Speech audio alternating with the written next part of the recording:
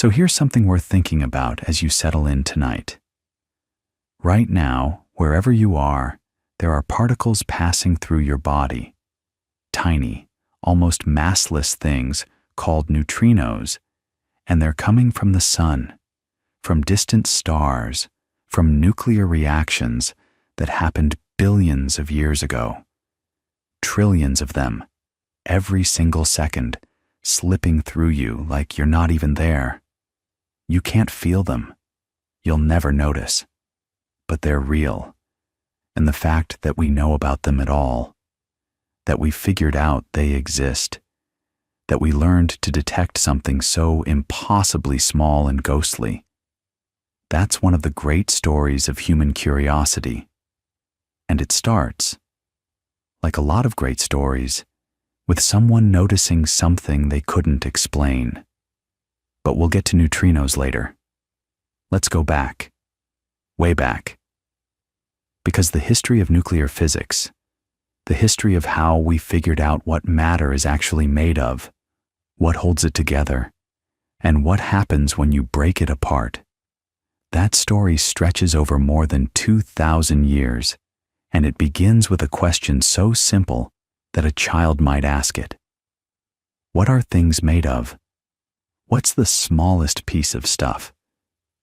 If you took a rock and broke it in half, then broke one of those halves in half, and kept going, smaller and smaller, would you ever reach a point where you couldn't break it anymore? Would you eventually arrive at some tiny, fundamental, indivisible thing? Around 400 BCE, give or take, a Greek philosopher named Democritus said yes. He called these smallest possible pieces atomos, which just means uncuttable. Things that can't be divided any further. Now, Democritus didn't have a lab. He didn't have a microscope. He was reasoning purely from thought, from logic, from sitting around and arguing with other philosophers about the nature of reality. And his idea was beautiful in its simplicity. Everything you see, everything you touch, the air, the water, the stone, your own body, it's all made of these tiny, uncuttable particles, and the differences between materials come down to the shape and arrangement and motion of those particles. Here's the thing, though. Democritus lost the argument, at least for a while. His contemporary Aristotle, who was, let's be honest, one of the most influential thinkers who ever lived, Aristotle rejected the idea of atoms entirely. He preferred a model where all matter was made of 4 elements: earth, water, air, and fire.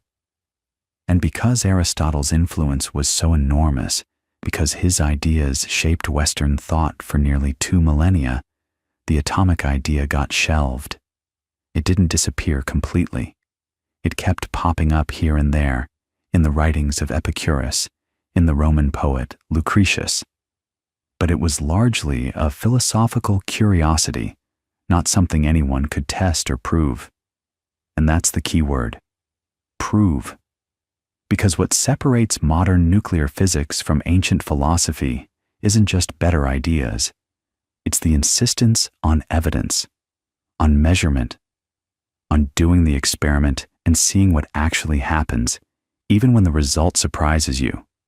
Especially when the result surprises you. So let's jump forward. A long way forward, past the Middle Ages, past the Renaissance, all the way to the early 1800s. This is where things start to get real in the scientific sense.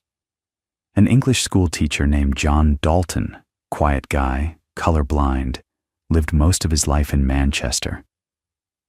Dalton looked at the way chemicals combined with each other and noticed something remarkable. When elements reacted, they always did so in fixed whole number ratios. You'd get one part of this combining with one part of that, or one part with 2 parts, but never one part with 1.5 parts. Never some messy fraction, always clean, whole numbers. And Dalton realized that the simplest explanation, the one that made all the ratios click into place, was that matter really was made of atoms. Tiny, identical particles of each element combining in definite proportions. Hydrogen atoms, oxygen atoms, carbon atoms. Each element had its own kind of atom, and chemical reactions were just atoms rearranging, linking up in new combinations. He published his atomic theory in 1803, and it changed everything. Not overnight. Science rarely works that way. But steadily, over the following decades, the evidence piled up. Chemists could predict how reactions would behave. They could calculate how much of one substance they'd need to react completely with another. The atomic theory worked. It was useful. It made correct predictions. But here's what Dalton didn't know. What he couldn't have known. He thought atoms were solid, indivisible. Little billiard balls, basically. The smallest possible unit of matter, just like Democritus had imagined. And for most of the 1800s, that was good enough. Atoms explained chemistry beautifully. Why would you need to look any deeper? Well, nature had other plans. And the first crack in the billiard ball model came from a place nobody expected. A glass tube with most of the air pumped out of it. Let me set the scene. It's the 1870s and 1880s, and experimental physicists are playing with something called cathode ray tubes. You might recognize the basic idea if you're old enough to remember those big, heavy television sets from before flat screens. Those worked on the same principle. You take a sealed glass tube, pump out almost all the air, put a metal electrode at each end, and run a high voltage across them. And something happens. A mysterious glow appears. Something is streaming from the negative electrode, the cathode, across the tube to the positive electrode. These invisible rays cause the glass at the far end to fluoresce, to glow with an eerie greenish light. Now, physicists argued about what these cathode rays actually were. Some thought they were a kind of light, a wave in the ether. Others thought they were streams of particles. The debate went back and forth for years, and then, in 1897, a British physicist at Cambridge named Joseph John Thomson. Everyone called him JJ. Thomson did a series of careful experiments that settled it. Here's what he did. He put electric and magnetic fields around the cathode ray beam and watched how the beam bent. If the rays were light, they wouldn't respond to electric or magnetic fields. But they did respond. They curved. And by measuring exactly how much they curved under known field strengths, Thomson could calculate the ratio of the particles' electric charge to their mass. And the number he got was stunning. Whatever these particles were, they were incredibly light, more than 1,000 times lighter than the lightest known atom, hydrogen. And they carried a negative electric charge. Thomson had discovered the electron, the first subatomic particle. And think about what that means. If atoms can emit these tiny negatively charged particles, then atoms aren't indivisible after all. They have internal structure. There's something inside them. Democritus was right that there are fundamental building blocks, but he was wrong about atoms being the bottom level. There's a deeper layer. Now, Thomson was a careful scientist, and he didn't just announce the electron and walk away. He proposed a model for what the atom might look like, given this new information. He knew atoms were electrically neutral overall. They don't normally carry a charge, but they contain negatively charged electrons. So there must be something positive in there too, to balance things out. His model, which became known as the plum pudding model. And yes, that's really what they called it. Imagined the atom as a diffuse blob of positive charge, like the pudding with electrons embedded in it like plums or raisins scattered throughout. It was a reasonable guess. It explained what they knew at the time, and it was completely wrong. But we only know it was wrong because of what happened next, and this is one of my favorite stories in all of physics. It involves a New Zealander with a booming voice and an absolute gift for experimental work. His name was Ernest Rutherford, and he'd actually been one of Thomson's students at Cambridge. Rutherford was the kind of physicist who could build an experiment out of almost nothing and extract world-changing results from it. He was also famously blunt. He once said that all science is either physics or stamp collecting, which didn't exactly endear him to biologists and chemists, but it gives you a sense of his personality. By 1909, Rutherford was working at the University of Manchester, and he had a question. If Thomson's plum pudding model was right, if the atom was this soft, spread-out blob of positive charge, then what would happen if you fired something small and fast at a thin sheet of atoms? The answer, according to the plum pudding model, was that the particles should pass right through with only slight deflections, like shooting a bullet through fog. The positive charge was spread so thin and the electrons were so light that nothing in the atom should be able to significantly deflect a fast-moving projectile. So Rutherford, along with his colleagues Hans Geiger, yes, the same Geiger who later invented the Geiger counter, and a young undergraduate named Ernest Marsden, set up the experiment. They used alpha particles, which are heavy, positively charged particles emitted by radioactive materials. They aimed a stream of alpha particles at an incredibly thin gold foil, just a few hundred atoms thick, and they placed detectors around the foil to see where the alpha particles ended up after passing through. Most of the alpha particles went straight through, just as expected. Slight deflections, nothing dramatic. But then Marsden noticed something that, as Rutherford later put it, was almost as incredible as if you fired a 15-inch shell at a piece of tissue paper, and it came back and hit you. Some of the alpha particles, a small fraction, but a definite, measurable number, were bouncing back, not just deflecting a little, bouncing back toward the source at sharp angles, some of them nearly straight back the way they came.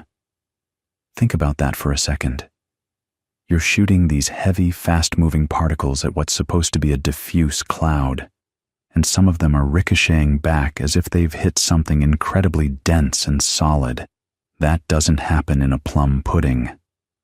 That can't happen in a plum pudding. Something inside the gold atoms was concentrated enough and massive enough and positively charged enough to repel those alpha particles violently. It took Rutherford about 2 years to fully work out what the results meant, and when he published his analysis in 1911, the picture of the atom changed forever. Almost all of the atom's mass and all of its positive charge was concentrated in a tiny, dense core at the center. He called it the nucleus, and when I say tiny, I mean almost incomprehensibly tiny. If the atom were the size of a football stadium, the nucleus would be a marble sitting on the 50-yard line. The rest of the atom, the vast, overwhelming majority of its volume, was empty space, with the electrons orbiting somewhere out in that emptiness. This is one of those facts that sounds like an exaggeration but isn't. You, right now, lying there, you are almost entirely empty space. The atoms that make up your body, your bones, your skin, the pillow under your head, they're mostly nothing. The solid feeling of things, the reason you don't fall through the floor. That's not because matter is packed tight.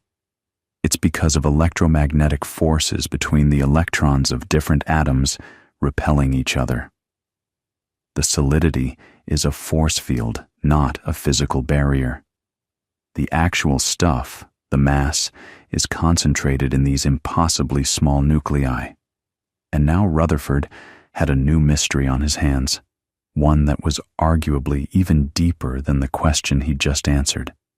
Because if the nucleus is this tiny ball of positive charge, and positive charges repel each other, that's basic electrostatics, like charges push apart, then what on earth is holding the nucleus together? Why doesn't it just fly apart? There had to be some other force, something stronger than the electromagnetic repulsion, something that only works at incredibly short distances, gluing those positive charges together in that impossibly small space. Rutherford didn't know what it was. Nobody did, not yet. But the question was now out in the open, and answering it would take decades of work, would involve some of the most brilliant minds of the 20th century, and would eventually lead to discoveries that could both power cities and destroy them. Meanwhile, something else was happening in physics at exactly the same time, something that seemed at first to have nothing to do with atoms or nuclei, but would turn out to be absolutely essential. Because over in Berlin, a quiet, meticulous physicist named Max Planck was staring at a problem involving the glow of hot objects, and the solution he found was about to break everything. Because Planck wasn't trying to revolutionize physics. He was trying to fix an embarrassing little discrepancy in the math, and the fix he came up with was so strange, so uncomfortable to him personally, that he almost didn't publish it. But he did, in December of 1900, and nothing was ever the same. Here's what Planck was dealing with. When you heat an object, any object, it glows. You know this intuitively. Heat a piece of metal and it goes from dull red to bright orange to white hot. The sun does this. A candle flame does this. Even your own body does this, just at infrared wavelengths your eyes can't see, which is how thermal cameras work. Physicists in the late 1800s were obsessed with understanding this glow, this so-called black-body radiation. A black body is just an idealized object that absorbs all the light that hits it and then re-emits energy based purely on its temperature. And they could measure the spectrum of light coming off hot objects very precisely. They knew exactly how much energy came out at each wavelength. The problem was that when they tried to calculate this spectrum using classical physics, the equations worked beautifully for long wavelengths, but went completely haywire at short wavelengths. The math predicted that a hot object should emit infinite energy at ultraviolet frequencies. Infinite. Which is obviously absurd. Your toaster doesn't vaporize you with a blast of ultraviolet death rays every morning. This was called the ultraviolet catastrophe, which is honestly one of the best names for a physics problem ever. Planck's solution was radical, though he didn't fully realize how radical at the time. He proposed that energy isn't emitted continuously, the way classical physics assumed. Instead, it comes in tiny discrete packets. He called them quanta, from the Latin for how much. Each quantum of energy was proportional to the frequency of the light, linked by a tiny constant that we now call Planck's constant. And when he plugged this assumption into the math, the ultraviolet catastrophe vanished. The spectrum matched the experimental data perfectly. It was a beautiful fit. But Planck himself was deeply uneasy about it. He thought it was a mathematical trick, a convenient fiction. He didn't believe energy was actually quantized in some fundamental way. He spent years trying to derive the same result without the quantum assumption, and he never could. Now, the person who took Planck's reluctant idea and ran with it, really ran with it, was someone you've definitely heard of. Albert Einstein, in 1905, the same miraculous year he published his paper on special relativity, also published a paper explaining the photoelectric effect using Planck's quantum idea. The photoelectric effect was another puzzle that classical physics couldn't solve. When you shine light on a metal surface, electrons get knocked loose. That makes sense. Light carries energy, and that energy can kick electrons free. But here's what was strange. The energy of the ejected electrons didn't depend on how bright the light was. It depended on the color, the frequency. You could shine a dim blue light and get energetic electrons. You could shine a blindingly bright red light and get nothing at all. Classical wave theory couldn't explain this. If light were a continuous wave, then brighter light should mean more energy delivered to each electron, regardless of color. Einstein said no. Light isn't just a wave. It comes in discrete packets, quanta of light, which we now call photons. Each photon carries an energy proportional to its frequency, exactly as Planck had proposed. A blue photon carries more energy than a red photon. If a single photon doesn't carry enough energy to knock an electron free, then it doesn't matter how many of them you throw at the metal. None of them can do the job individually, and they don't pool their energy.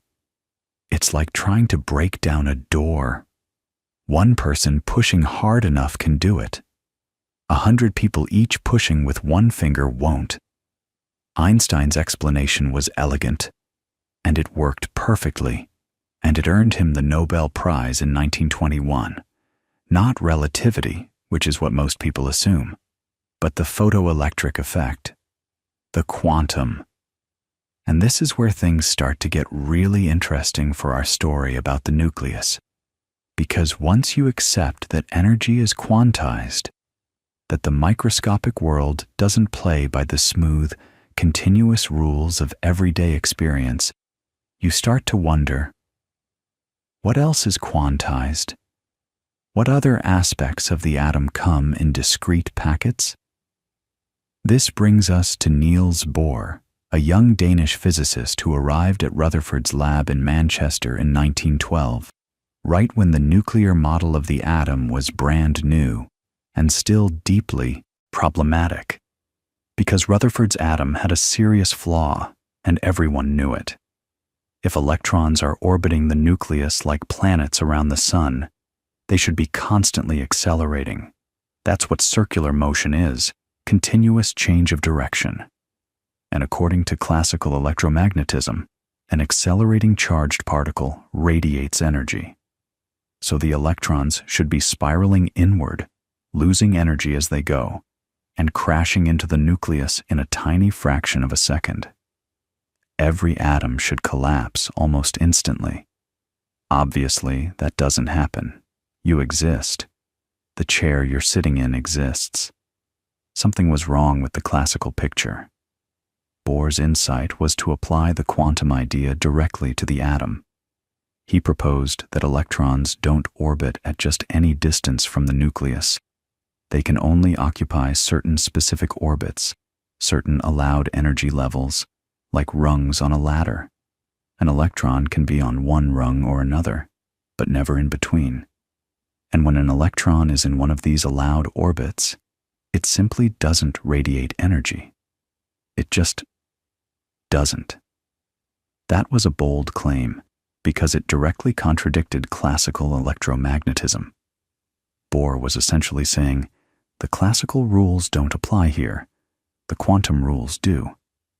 An electron can jump from a higher orbit to a lower one, and when it does, it emits a photon, a quantum of light, with an energy exactly equal to the difference between the two levels. And it can absorb a photon and jump up, but only if the photon has exactly the right energy to bridge the gap between two allowed levels. This explained something that had been puzzling physicists for decades: spectral lines. When you heat a gas, hydrogen, say, and look at the light it emits through a prism, You don't see a smooth rainbow. You see distinct, sharp lines of specific colors. Each element has its own unique pattern of lines, like a fingerprint. Bohr's model explained why. Each line corresponds to a specific electron transition, a jump from one allowed orbit to another. The wavelengths of hydrogen's spectral lines, which had been measured with extraordinary precision, matched Bohr's calculations almost perfectly. It was stunning. But here's the thing. Bohr's model was a strange hybrid. It was half classical, half quantum, and it had no real justification for why only certain orbits were allowed. It worked beautifully for hydrogen, which has just one electron, but it struggled with heavier atoms. It was clearly pointing towards something deeper, something more complete, but it wasn't there yet. It was like a sketch of a building that you know is going to be magnificent, but the engineering drawings haven't been done. Those engineering drawings came in the 1920s, in an extraordinary burst of creativity that gave us quantum mechanics proper. And the cast of characters here is remarkable. Werner Heisenberg, barely in his mid-20s, working feverishly on the island of Helgoland in the North Sea in 1925, suffering from hay fever so bad he'd gone to the treeless island to escape pollen. He developed matrix mechanics, a formulation of quantum mechanics using mathematical objects that didn't even commute, meaning A times B didn't equal B times A. It was abstract, it was weird, and it worked. Almost simultaneously, Erwin Schrödinger in Vienna developed wave mechanics, a completely different-looking formulation based on a wave equation that described how quantum states evolve over time. His approach felt more intuitive to most physicists. You could picture waves, you could visualize them. Heisenberg's matrices felt alien, but Paul Dirac and others soon showed that the two formulations were mathematically equivalent. They were the same theory wearing different clothes. And then there was Heisenberg's uncertainty principle, which he formulated in 1927. You cannot simultaneously know both the exact position and the exact momentum of a particle. Not because your instruments aren't good enough. It's a fundamental feature of nature. The more precisely you pin down where something is, the less you can know about how fast it's moving, and vice versa. Think about what that means for the nucleus. The nucleus is tiny. We're talking about a space roughly 1 femtometer across. That's 10 to the minus 15 meters. If you confine a particle to a space that small, the uncertainty principle tells you its momentum must be enormous. The particles inside the nucleus are moving incredibly fast, buzzing around with tremendous kinetic energy. This isn't a calm, static arrangement. It's a seething, dynamic system. And this is where the quantum revolution starts to feed directly back into the nuclear question that Rutherford had raised. Because now physicists had the mathematical tools to start asking precise questions about what's happening inside that tiny nucleus. They knew protons were in there. Rutherford had identified the proton by 1919, showing that when you bombard nitrogen with alpha particles, you can knock out hydrogen nuclei. He concluded that the hydrogen nucleus, a single positive charge, was a fundamental building block of all nuclei. He called it the proton, but the numbers didn't add up. Take helium. Its nucleus has a charge of +2, so it should contain 2 protons, but its mass is 4 times that of hydrogen, not twice. Where's the extra mass coming from? Or take nitrogen, charge of +7, but mass of 14. Every element had this same puzzle. The mass was always more than the charge would suggest. Something else was in there, something with mass, but no electric charge. Rutherford actually predicted this in 1920. He suggested there might be a neutral particle in the nucleus, something with roughly the same mass as a proton, but no charge. He even had a name for it. He called it the neutron. But finding it was incredibly difficult, precisely because it had no charge. You can't deflect it with electric or magnetic fields. You can't detect it directly with the instruments of the day. It's like trying to find a ghost. For 12 years, the neutron remained hypothetical. And then, in 1932, James Chadwick, who had been Rutherford's student, who had been thinking about this problem for over a decade, finally found it. The experiment was clever. Other physicists, particularly Irene and Frédéric Joliot-Curie in Paris, had been bombarding beryllium with alpha particles and getting a strange, penetrating radiation that they thought was high-energy gamma rays. Chadwick suspected they were wrong. He repeated the experiments, carefully measuring how this mystery radiation knocked protons out of paraffin wax, and showed that the energies and momenta only made sense if the radiation consisted of particles with roughly the mass of a proton and no charge. Neutrons, the missing piece. And suddenly, the nucleus made sense in a way it hadn't before. A helium nucleus isn't 2 protons plus 2 mystery units of mass. It's 2 protons and 2 neutrons. Nitrogen-14 is 7 protons and 7 neutrons. The periodic table snapped into focus. The atomic number, the number of protons, determines what element you are, determines your chemistry, determines everything about how you interact with other atoms. But the number of neutrons can vary. Same element, different number of neutrons. That gives you isotopes. Carbon-12 has 6 protons and 6 neutrons. Carbon-14 has 6 protons and 8 neutrons. Same element, same chemistry, but different mass, and in the case of carbon-14, unstable, radioactive. And that instability, that tendency of certain combinations of protons and neutrons to rearrange themselves, to shed particles, to transform into different elements entirely, that was about to become the most consequential discovery in human history. Because once you understood what the nucleus was made of, the next question was obvious. Could you take it apart on purpose? And what would happen if you did? What would happen if you cracked a nucleus open, deliberately, and whatever was binding it together, that unimaginable energy holding protons and neutrons in their tight little knot, came spilling out? That question was already hanging in the air when Chadwick announced his neutron. And here's the thing. The answer, the theoretical answer, was already sitting right there in Einstein's most famous equation. E equals mc squared. Energy equals mass times the speed of light squared. Einstein had published that relationship back in 1905 as a consequence of special relativity, and for decades it had been this beautiful but somewhat abstract idea. Mass and energy are the same thing. They're interchangeable. A little bit of mass corresponds to an enormous amount of energy because the speed of light is such a staggeringly large number, about 300 million meters per second, and you're squaring it. So even a tiny, tiny amount of mass, if you could convert it entirely to energy, would release something extraordinary. But here's what makes this relevant to the nucleus.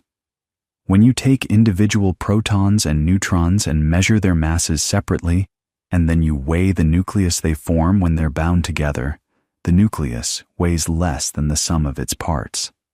Not by a lot. We're talking fractions of a percent. But that missing mass, that's called the mass defect, has gone somewhere. It's been converted into binding energy, the energy that glues the nucleus together. And the more tightly bound the nucleus, the bigger the mass defect, the more energy is locked up in those nuclear bonds. So if you could rearrange the nuclear furniture, split a heavy nucleus into lighter ones, or fuse light nuclei into heavier ones, and the products were more tightly bound than what you started with, the difference in binding energy would be released. And because of that c-squared factor, even a tiny difference in mass would mean a colossal release of energy. This wasn't just theoretical musing.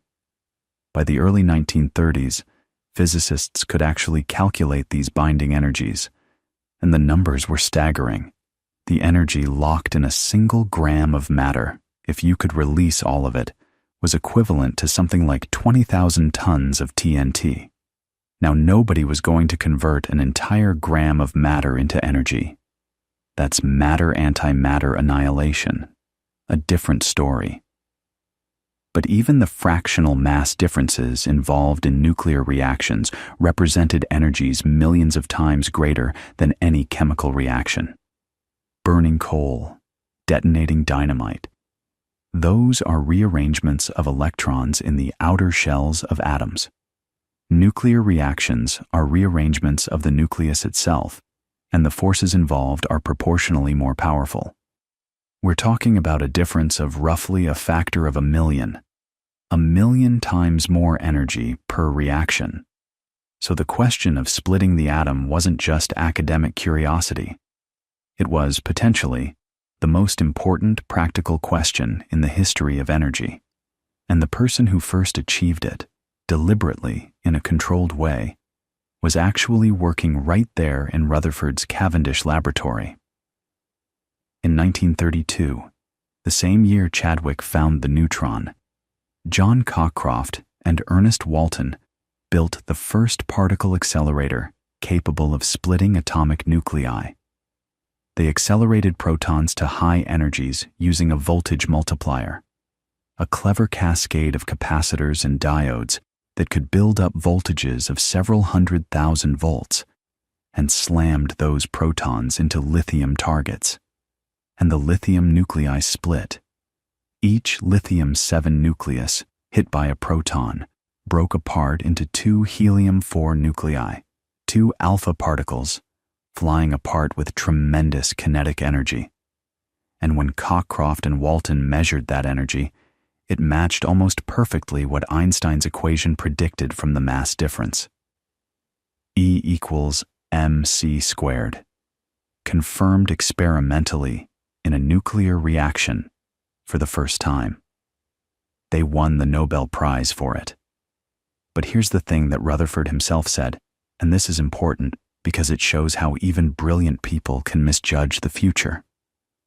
Rutherford, the father of nuclear physics, the man who discovered the nucleus, publicly declared that anyone who talked about extracting useful energy from nuclear reactions was talking moonshine. Nonsense. And from his perspective, it wasn't an unreasonable position. Every nuclear reaction they'd achieved required more energy input, accelerating the projectile particles, than it released. You had to fire millions of protons at a target to get a handful of nuclear reactions. The energy economics were terrible. It was like spending $100 to earn a penny. What Rutherford didn't foresee, what almost nobody foresaw, was the chain reaction. And the person who first conceived of it did so in the most unlikely of circumstances. His name was Leo Szilard, a Hungarian physicist living in London, and the story goes that in September 1933, he read a newspaper report of Rutherford's moonshine speech, and it irritated him. Szilard was walking through London. The story places him at a traffic light on Southampton Row in Bloomsbury, and as he waited for the light to change, the idea hit him. What if there were a nuclear reaction that released a neutron when it absorbed a neutron? What if a neutron hitting a nucleus could cause it to split and release 2 or more neutrons, which would then hit other nuclei, which would release more neutrons, and so on? An exponentially growing cascade. A chain reaction. Each generation would double or triple the number of reactions, and within microseconds, you'd go from a single nuclear event to billions upon billions of them. The energy released wouldn't be a trickle. It would be an avalanche. Szilard was so struck by this idea, and so alarmed by its implications, that he actually filed a patent on the concept in 1934 and assigned it to the British Admiralty in secret, hoping to keep it out of the wrong hands. He didn't yet know which specific element or reaction would make a chain reaction possible, but the logic was clear. All you needed was the right nucleus, one that would absorb a neutron, become unstable, split apart, and release more neutrons than it absorbed. If such a reaction existed, everything changed, and it did exist. The discovery came in late 1938, in Berlin of all places, at the worst possible moment in history. Otto Hahn and Fritz Strassmann, two German chemists, were bombarding uranium with neutrons, following up on experiments that Enrico Fermi had started in Rome back in 1934. Fermi had been systematically working his way through the periodic table, irradiating every element he could get his hands on with neutrons, and when he hit uranium, the heaviest naturally occurring element, he got confusing results. He thought he might have created new elements heavier than uranium, transuranic elements. It was a reasonable guess. Other physicists, including Irene Joliot-Curie, had been getting similarly puzzling results with uranium. But Hahn and Strassmann, doing meticulous radiochemistry, carefully separating and identifying the products of their uranium bombardment, found something that didn't make sense. Among the products was barium. Barium, element 56, has an atomic mass of about 137. Uranium is element 92, atomic mass 238.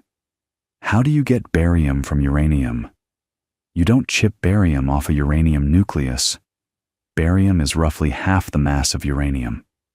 The only explanation was that the uranium nucleus had split roughly in half, broken apart entirely. And Hahn, who was a chemist, not a physicist, was so shaken by this result that he wrote to his longtime collaborator, Lise Meitner, who was the physicist of the partnership, but who had been forced to flee Germany months earlier because she was Jewish. She was now in Sweden, isolated, stripped of her position, separated from the work that had been her life. And this is one of the great human stories in all of science. Lise Meitner received Hahn's letter while she was visiting friends in the Swedish countryside over Christmas 1938.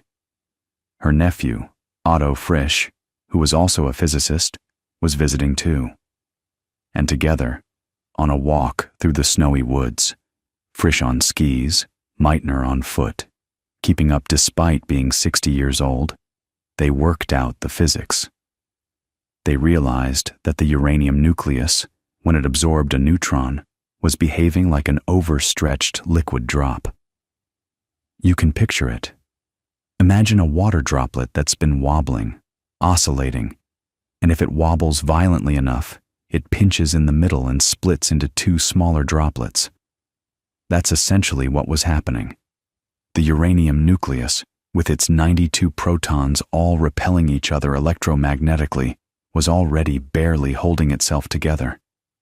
The strong nuclear force, the force that binds protons and neutrons at very short range, was just barely winning the tug-of-war against electromagnetic repulsion. Add one more neutron, disturb the balance, and the nucleus could elongate, develop a neck, and snap in two.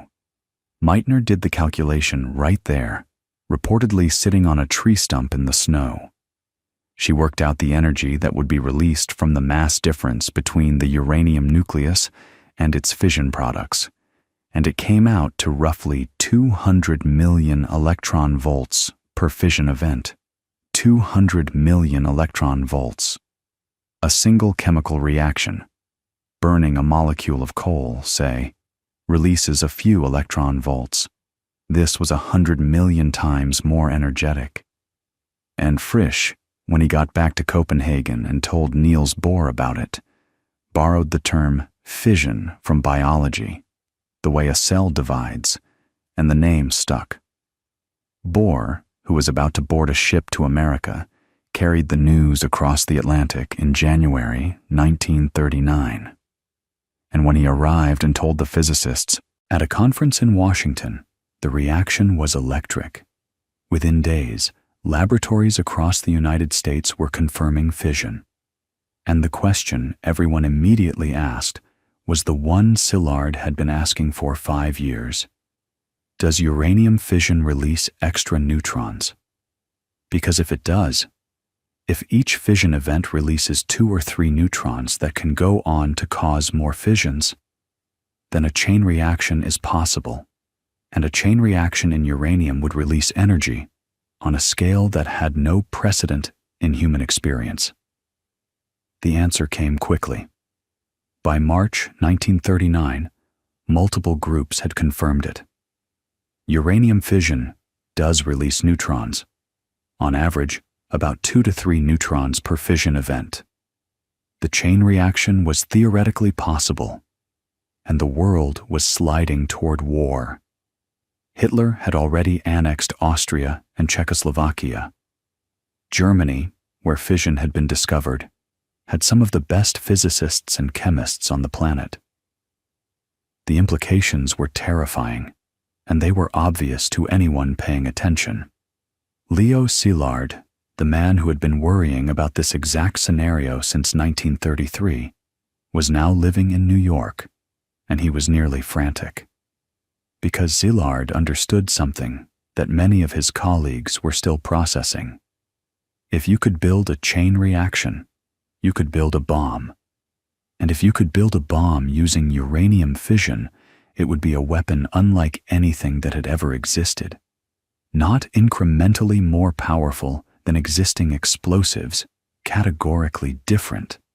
A single device that could destroy an entire city. And here's where the story takes a turn that feels almost like fiction, except every bit of it is documented. Szilard knew he couldn't go to the American government himself. He was a Hungarian immigrant, relatively unknown outside physics circles, and he had no political connections. But he knew someone who did have a name, the most famous name in science. Albert Einstein. The same Einstein whose equation, E equals mc squared, had made all of this theoretically possible decades earlier. Einstein was living quietly in Princeton, New Jersey, and ironically, he hadn't been following the fission developments closely. He was deep in his own work on unified field theory. When Szilard and his colleague Eugene Wigner drove out to visit Einstein at his cottage on Long Island in the summer of 1939, they had to explain the whole chain reaction concept to him. And Einstein, by Szilard's account, hadn't even considered the possibility. When he understood it, his reaction was something like, "I hadn't thought of that." Which is remarkable when you think about it. The man whose equation underpinned the entire phenomenon hadn't connected the dots to this specific application. What came out of that meeting was a letter. The famous Einstein-Szilard letter, dated August 2nd, 1939, addressed to President Franklin Roosevelt. Einstein signed it, lending it the weight of his enormous prestige, but Szilard drafted most of it. The letter explained that recent research made it probable that uranium could sustain a chain reaction, that this could lead to the construction of extremely powerful bombs, and that Germany might already be pursuing this. It recommended that the United States government pay attention and begin its own research program. The letter was delivered to Roosevelt through an intermediary, Alexander Sachs, an economist who had the president's ear, and Roosevelt received it in October 1939. By then, World War II had already begun. Germany had invaded Poland on September 1st. Roosevelt's response was measured but decisive. He appointed an advisory committee on uranium, which held its first meeting on October 21st, 1939. And this is where you might expect the story to accelerate into a dramatic crash program. But actually, things moved slowly at first. Frustratingly slowly, if you were Szilard. The committee allocated a modest $6,000 for research, which, even in 1939 dollars, was not a lot of money. The American government wasn't yet convinced that a bomb was feasible or that the threat was urgent enough to justify a massive investment. There were skeptics. Some physicists thought a chain reaction might be possible in theory, but impractical to engineer. Others worried about isotope separation. And this is a crucial technical detail that we should talk about, because it turned out to be one of the most monumental engineering challenges of the entire project. Here's the thing about uranium. Natural uranium, the stuff you dig out of the ground, is a mixture of isotopes. More than 99% of it is uranium-238, and less than 1%, about 0.7%, is uranium-235. Now, both isotopes have 92 protons, which is what makes them uranium. But U-235 has 143 neutrons, while U-238 has 146. That tiny difference, 3 neutrons, makes all the difference in the world. U-235 is fissile.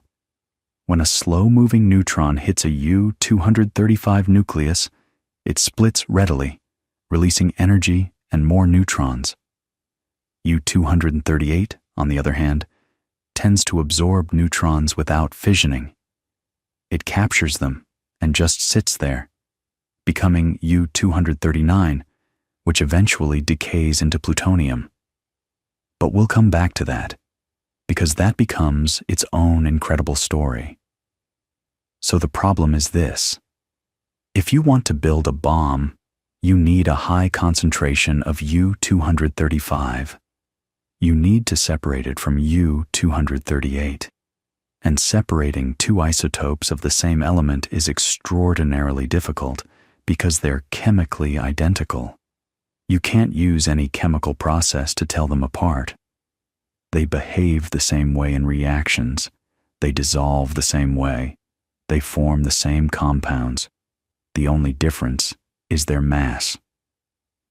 U-235 is slightly lighter than U-238 by about 1%. So you have to exploit that tiny mass difference, and you have to do it on an industrial scale, separating enough U-235 to build a weapon. In 1939, nobody had ever done anything remotely like this. The quantities of separated isotopes that existed in the world's laboratories were measured in micrograms. Building a bomb would require kilograms. The gap between those two numbers is staggering. But let's step back from the bomb for a moment and talk about the other path, the one that was being pursued in parallel. Because even before anyone had separated significant quantities of U-235, physicists realized there was another way to achieve a chain reaction. You could use natural uranium, the unseparated mixture, if you slowed the neutrons down. This is the concept of a nuclear reactor, though they didn't call it that yet. They called it a pile, and the reason for that name will become clear in a moment. The idea is elegant. When uranium fissions, the neutrons that come flying out are fast. They're moving at enormous speeds. And it turns out that fast neutrons are much less likely to cause fission in U-235 than slow neutrons are. This is counterintuitive, right? You'd think a faster neutron would be more effective, but it's actually about probability and time. A slow neutron spends more time in the vicinity of a U-235 nucleus, giving it a higher probability of being captured and triggering fission.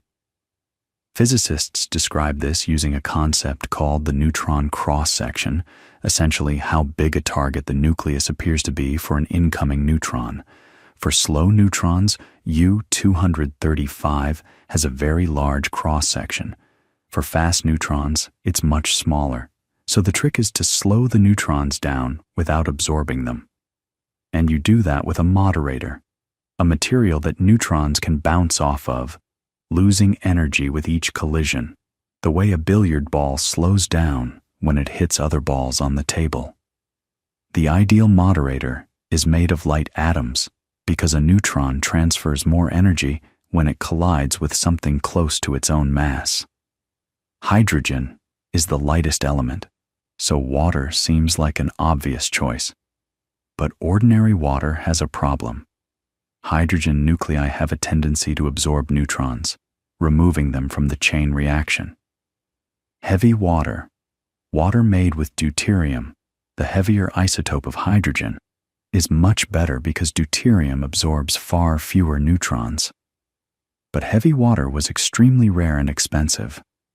The world's only significant production facility was in Norway, at the Norsk hydro plant at Vemork, and that becomes one of the great sabotage stories of the war, but we'll get to that. The other excellent moderator is carbon, in the form of very pure graphite. Carbon atoms are light enough to slow neutrons effectively, and pure graphite absorbs very few neutrons.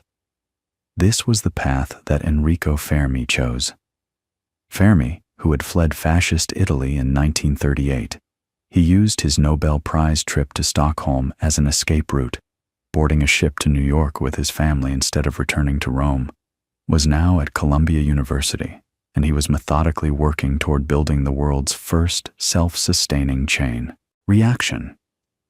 Fermi was a remarkable physicist, maybe the last person who was truly world-class at both theoretical and experimental physics. His colleagues called him the Pope because he was considered infallible in his calculations, and his approach to the chain reaction problem was characteristically systematic.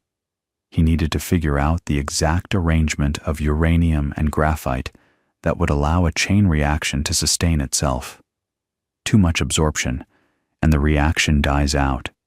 Too little moderation, and the fast neutrons don't cause enough fissions. The geometry matters enormously. How you distribute the uranium within the graphite, the size and spacing of the uranium lumps, the purity of the materials. And purity turned out to be a critical issue. Early experiments at Columbia were disappointing. The chain reaction kept falling short. Fermi and Szilard, who were working together now despite their very different temperaments, suspected that impurities in the graphite were absorbing too many neutrons. They were right. Commercial graphite contained trace amounts of boron, and boron is one of the most voracious neutron absorbers in nature. Even a few parts per million of boron could poison the reaction.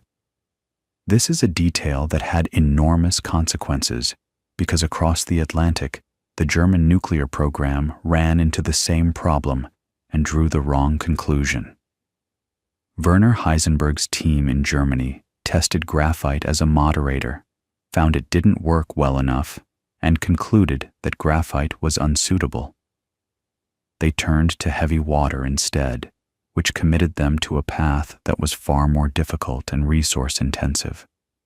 The Germans never realized that their graphite was simply impure.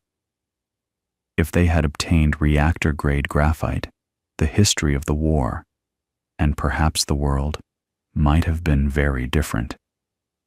Fermi, meanwhile, worked with industry to produce graphite of extraordinary purity, and by late 1942, he was ready. The scene was the University of Chicago, in a squash court beneath the abandoned football stadium called Stagg Field. The university had dropped its football program years earlier, and the empty space beneath the stands became the site of one of the most consequential experiments in human history. Fermi's team had been stacking blocks of graphite and uranium in a carefully calculated lattice, layer upon layer, block upon block. That's why they called it a pile. It literally was a pile. Chicago Pile 1, or CP1, was roughly 25 feet wide and 20 feet high, an oblate spheroid shape containing about 50,000 graphite blocks and nearly 22,000 slugs of uranium metal and uranium oxide. The control mechanism was beautifully simple. Cadmium absorbs neutrons even more greedily than boron, so they inserted cadmium-coated rods into the pile. With the rods in, enough neutrons were absorbed to prevent a chain reaction. To start the reaction, you slowly withdrew the rods. The fewer rods in the pile, the more neutrons available to sustain fission. Fermi had calculated exactly how far the rods needed to be withdrawn to reach criticality, the point where each fission event produces on average exactly one subsequent fission event, creating a self-sustaining chain reaction. On December 2nd, 1942, in the freezing cold of a Chicago winter, Fermi directed the experiment. A small group of scientists stood on a balcony overlooking the pile. There was no radiation shielding to speak of. By modern standards, the safety precautions were almost non-existent. They had a few guys standing on top of the pile with buckets of cadmium solution, ready to pour it over the reactor if something went wrong. That was the emergency backup plan. Buckets. George Weil, one of the physicists, was operating the final control rod by hand. Fermi gave the instructions calmly, asking Weil to pull the rod out a few more inches at a time. The neutron counters clicked faster. The instruments showed the neutron flux rising, and at 3:25 in the afternoon, the counters showed that the reaction was self-sustaining. The pile had gone critical.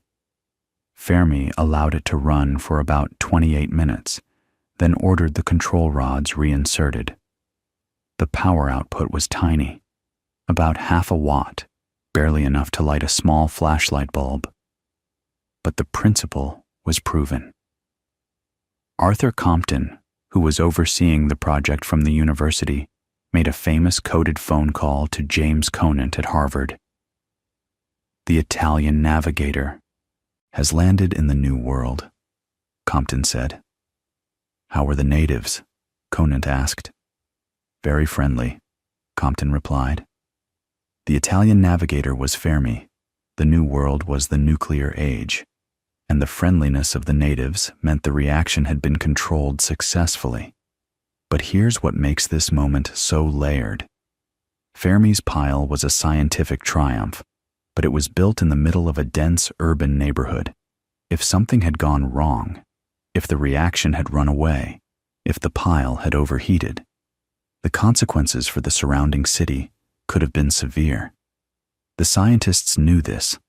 They accepted the risk because the war demanded urgency, and that tension between scientific caution and wartime necessity was about to define everything that happened next, because by the time Fermi's pile went critical, the Manhattan Project was already well underway, and it was enormous.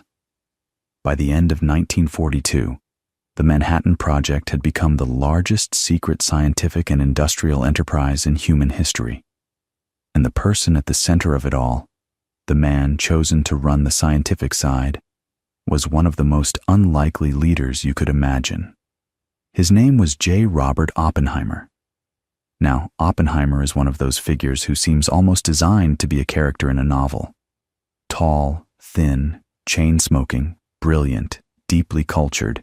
He read Sanskrit for pleasure, loved French poetry, had studied at Cambridge and Göttingen, and could hold his own in conversations about philosophy, literature, art, and half a dozen branches of physics. He was charismatic in a way that drew people to him, but he was also fragile, prone to bouts of depression, and had a complicated personal life that would later come back to haunt him. He had never run a large project. He had never managed a team of more than a handful of graduate students. He had no Nobel Prize. And yet, in the fall of 1942, General Leslie Groves, the Army engineer who had just finished overseeing the construction of the Pentagon and was now in charge of the entire Manhattan Project, chose Oppenheimer to lead the weapons laboratory. Why? That's a question people have debated ever since. Groves was a blunt, demanding, no-nonsense military man. Oppenheimer was an ethereal intellectual with leftist political associations that made the security people nervous. On paper, it was a terrible match. But Groves saw something in Oppenheimer that others missed. He saw a mind that could hold the entire problem in view. Not just the physics, but the engineering, the chemistry, the metallurgy, the logistics, the human management of dozens of enormous egos. Oppenheimer understood the full scope of what needed to happen, and he could communicate it. He could walk into a room full of Nobel laureates and get them all pulling in the same direction. That was the skill that mattered most, and Groves recognized it almost immediately. So in early 1943, they built a laboratory from scratch on a remote mesa in New Mexico, a place called Los Alamos. Oppenheimer had known the area from horseback trips he'd taken through the Sangre de Cristo Mountains as a younger man. He loved the landscape, the wide skies, the pine forests, the isolation. And isolation was exactly what Groves wanted. The lab needed to be far from prying eyes, far from population centers, and far from the coast in case of enemy attack. Los Alamos had been a boys' school, a handful of rustic buildings on a plateau at about 7,300 feet. Within months, it became a secret city. Scientists and their families moved in. Security fences went up. Mail was censored. Everyone's driver's license said the same address, P.O. Box 1663, Santa Fe, New Mexico. Some of the greatest physicists in the world were living in hastily built apartments, shopping at a single general store, and working around the clock on problems that had never been attempted before. And here's the thing about the Manhattan Project that's easy to forget. It wasn't just Los Alamos. It was a sprawling industrial operation spread across the entire country. Because remember that isotope separation problem we talked about? The one where you need to pull U-235 out of natural uranium, even though it makes up less than 1% of the total and is chemically identical to U-238. That problem didn't go away. It just got funded. Massively funded. At Oak Ridge, Tennessee, the Army built an entire secret city. At its peak, about 75,000 people lived and worked there, dedicated almost entirely to separating uranium isotopes. They pursued multiple methods simultaneously because nobody was sure which one would work at scale. One approach was gaseous diffusion, where you convert uranium into a gas, uranium hexafluoride, and force it through thousands of barriers with microscopic pores. The lighter U-235 molecules pass through the barriers just slightly faster than the heavier U-238 molecules. But the difference is so small. We're talking about a mass ratio of 235 to 238, barely more than 1%, that you have to repeat the process thousands of times in series, each stage enriching the gas just a tiny bit more. The gaseous diffusion plant at Oak Ridge, called K-25, was the largest building in the world when it was completed. It was U-shaped, half a mile long on each side, and it contained thousands of diffusion stages connected in a cascade. The engineering challenges were staggering. The uranium hexafluoride gas is incredibly corrosive. It eats through most metals and seals. They had to develop entirely new gaskets, new lubricants, new welding techniques. Every joint in that enormous system had to be essentially leak-proof, because any contamination would ruin the separation. Another method used at Oak Ridge was electromagnetic separation, based on a principle that goes all the way back to basic physics. If you ionize uranium atoms, strip off some electrons so they carry an electric charge, and then shoot them through a strong magnetic field, they curve, and the lighter U-235 ions curve a little more tightly than the heavier U-238 ions. So at the end of the path, they land in slightly different spots, and you can collect them separately. Ernest Lawrence, the inventor of the cyclotron at Berkeley, championed this approach. The machines were called calutrons, a mashup of California University cyclotrons. They were huge, and they required enormous magnets. So much copper was needed for the magnet windings that the project actually borrowed about 14,700 tons of silver from the U.S. Treasury to use as a conductor instead. Silver from the Treasury vaults. That's how desperate and how vast this project was. And then there was the plutonium path. Remember, Fermi's reactor in Chicago had proven that you could sustain a chain reaction in natural uranium, and when U-238 absorbs a neutron in that reactor, it eventually becomes plutonium-239, which is also fissile.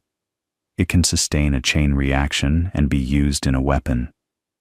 The advantage of plutonium is that it's a different element from uranium, so you can separate it chemically, which is much easier than isotope separation. The disadvantage is that you first have to produce it, and that means building reactors far more powerful than Fermi's little pile under the bleachers. That's what happened at Hanford, in the remote desert of eastern Washington state. The Army built enormous production reactors along the Columbia River. The river provided the cooling water.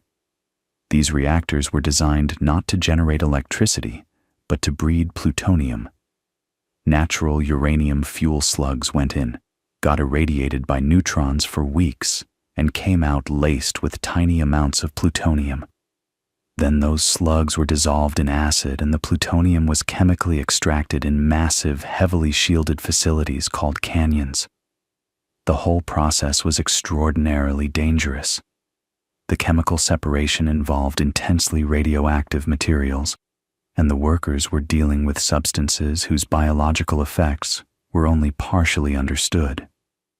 The scale was breathtaking. Hanford eventually covered about 586 square miles, and at its peak employed tens of thousands of workers, most of whom had no idea what they were actually making. So you had three enormous industrial efforts running simultaneously: gaseous diffusion and electromagnetic separation at Oak Ridge for uranium, and plutonium production at Hanford, all feeding material to the scientists at Los Alamos who were trying to figure out how to actually build a bomb. And that turned out to be its own set of problems, because knowing that a chain reaction is possible in principle and actually engineering a weapon that will detonate reliably are very different things. The basic concept of a uranium bomb is deceptively simple. You need a critical mass of U-235, enough fissile material in one place that the chain reaction becomes self-sustaining, and in the absence of any control, runs away explosively. The trick is that you can't just assemble the critical mass slowly, because the reaction would start before the mass was fully assembled, and the energy released would blow the material apart before most of it had a chance to fission. You'd get a fizzle, a partial detonation, a dirty radioactive mess, but not a full nuclear explosion. So you have to assemble the critical mass very, very fast. For the uranium bomb, the solution was what they called the gun-type design. You take two subcritical pieces of U-235 and use a modified artillery barrel to fire one piece into the other at high speed. When they slam together, you have a supercritical mass, and the chain reaction runs away before the material can blow itself apart. This design was relatively straightforward, so straightforward, in fact, that the scientists were confident enough in it that they never tested it before using it. The bomb dropped on Hiroshima on August 6, 1945, called Little Boy, was a gun-type uranium weapon, and it was the first and only time that design was used in warfare. They had so little U-235 that there was only enough for one bomb. But plutonium presented a much harder problem, and this is where the engineering gets really fascinating.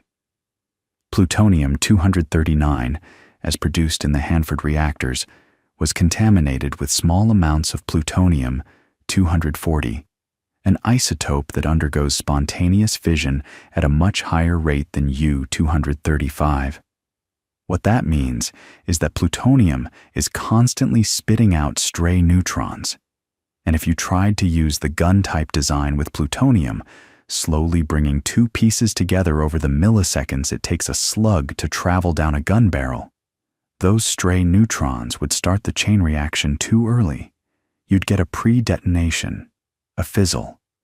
The bomb would tear itself apart before achieving a full yield. This was a crisis. By mid-1944, the scientists at Los Alamos realized that the gun method simply would not work for plutonium. And plutonium was supposed to be the main path to the bomb. They were producing it in quantity at Hanford, while the uranium enrichment at Oak Ridge was agonizingly slow. If they couldn't make a plutonium bomb work, the entire Manhattan Project was in deep trouble. The solution was implosion, and it was an idea that had been floating around Los Alamos almost from the beginning, but that most people considered too difficult to pull off. Instead of shooting two pieces together, you take a single sphere of plutonium, subcritical because it's not dense enough, and you surround it with carefully shaped explosive charges. When those charges detonate simultaneously, the blast wave compresses the plutonium sphere inward, squeezing it to a much higher density. At that higher density, the critical mass is smaller, so the sphere that was subcritical a microsecond ago is now supercritical, and the chain reaction takes off. The compression happens so fast that even the stray neutrons from plutonium-240 don't have time to cause a pre-detonation. Here's what's really clever about this, and also what made it so incredibly hard. The implosion has to be perfectly symmetrical. If the explosive charges don't all detonate at exactly the same instant, or if the shock wave isn't perfectly uniform, the plutonium core gets squeezed unevenly. It squirts out sideways instead of compressing uniformly, and you get a fizzle or nothing at all. Think about trying to squeeze a ball of clay by pressing on it from every direction at once, with your hands arriving at exactly the same moment and pushing with exactly the same force. Now imagine doing that with high explosives at pressures of millions of atmospheres, and the timing has to be accurate to within a microsecond. That was the challenge.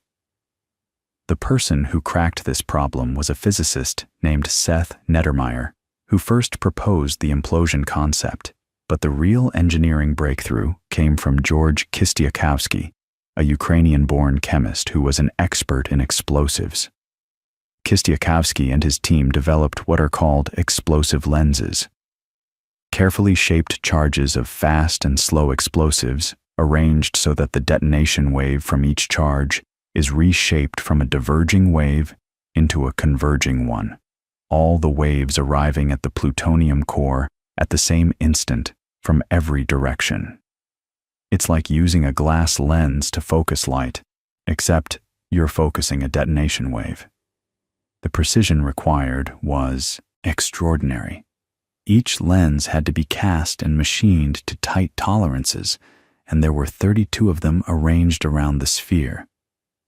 This was the design they had to test, because unlike the gun-type uranium bomb, nobody was confident it would actually work, and that's what led to Trinity, the first nuclear test in human history. They set it up in the Jornada del Muerto desert in southern New Mexico, a desolate stretch of land whose Spanish name translates roughly to Journey of the Dead Man. The plutonium device, they called it the gadget, was hoisted to the top of a 100-foot steel tower. The date was July 16, 1945. The scientists set up observation bunkers at various distances. Some were terrified it wouldn't work, and the whole project would be seen as a colossal waste. Others were terrified it would work too well. Fermi, half-jokingly, was taking side bets on whether the bomb would ignite the atmosphere and destroy the entire planet. Teller had actually done calculations on this. Whether the heat of a nuclear explosion could trigger a self-sustaining fusion reaction in the nitrogen of the atmosphere. Beth had gone through the math carefully and shown it couldn't happen, that the energy would dissipate too quickly. But still, there's something about standing next to something that has never existed before in the history of the world and wondering if your math is right. That kind of doubt doesn't go away just because the equations check out. The countdown began in the early morning darkness. Rain and lightning had delayed the test, which only made the tension worse. At 5:29 a.m., the firing circuit closed. 32 detonators fired simultaneously. 32 explosive lenses crushed inward. The plutonium core, about the size of a grapefruit, was squeezed to supercriticality in a few microseconds. And then, a new sun appeared on the desert floor. The flash was so bright that it was seen from over 100 miles away. A blind woman named Georgia Green, sitting on her porch in Albuquerque, reportedly said she saw the flash, saw it, through her blindness, as a sudden wash of light. The fireball expanded, rose, turned from white to orange to red, and pulled up a column of dust and debris that mushroomed at the top into what would become the most iconic and terrifying shape of the 20th century. The steel tower simply ceased to exist. It didn't collapse. It vaporized. The sand beneath the tower fused into a glassy, mildly radioactive substance they later called trinitite, a greenish glass that you can still find fragments of today if you visit the site during the twice-yearly open houses. The yield was about 21 kilotons of TNT equivalent. That means the energy released was equal to exploding 21,000 tons of conventional explosive all at once, from a sphere of plutonium smaller than a softball. Think about that for a second. All of that energy, all of that light and heat and blast came from the conversion of roughly 1 gram of matter into pure energy. 1 gram. Less than the weight of a paperclip. And that's E equals mc squared made real, made tangible, made terrifying. The reactions of the scientists who witnessed it tell you everything. Kenneth Bainbridge, who directed the test, turned to Oppenheimer and said, "Now we are all sons of bitches." Oppenheimer himself later said that a line from the Bhagavad Gita came to mind, "Now I am become death, the destroyer of worlds." Whether he actually thought that in the moment, or composed it later for the cameras, it captured something true about what they all felt. They had built the thing they set out to build, and it worked, and the world was different now. 3 weeks later, on August 6, 1945, the uranium gun-type bomb called Little Boy was dropped on Hiroshima.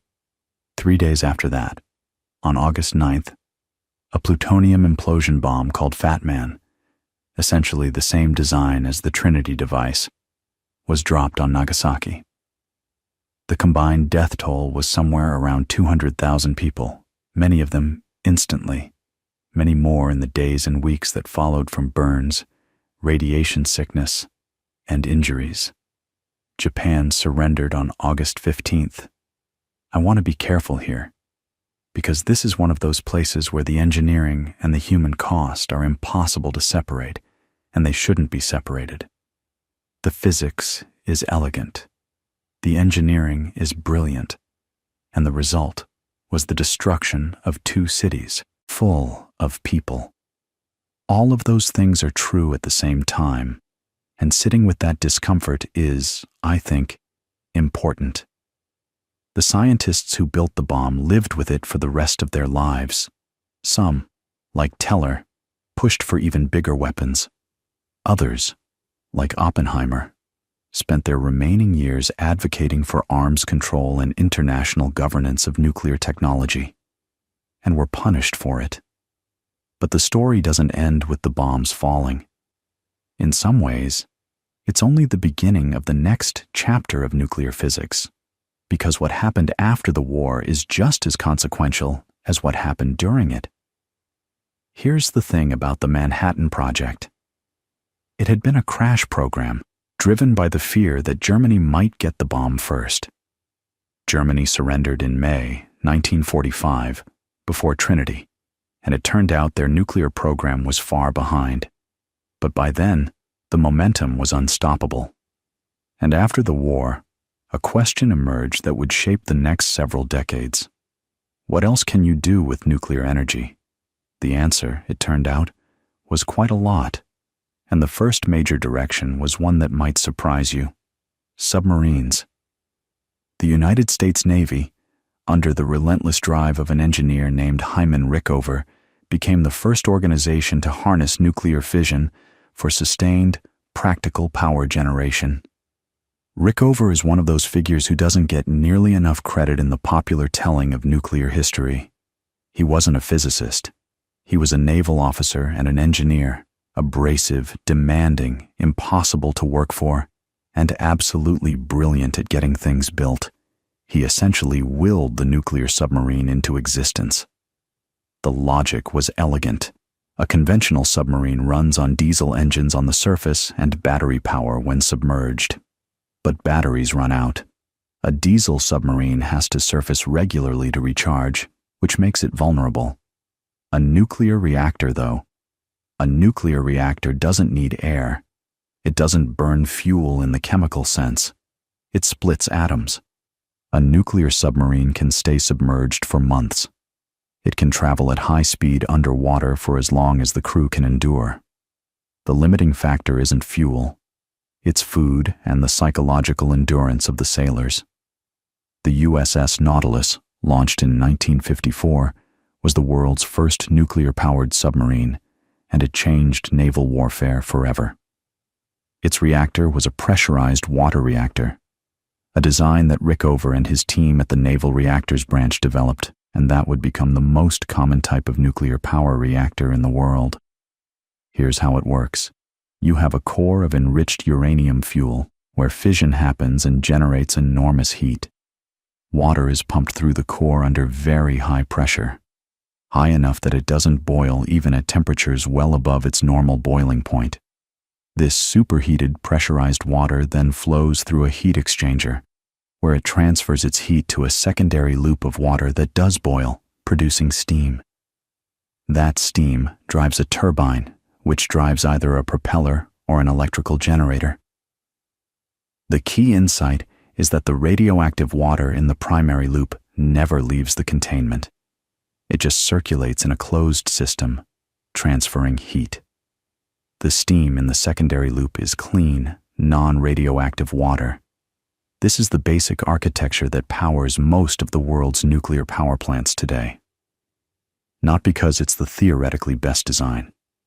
There are arguments for other reactor types, but because Rickover built it first, proved it worked, and the Navy's engineering standards became the template that the civilian nuclear industry adopted.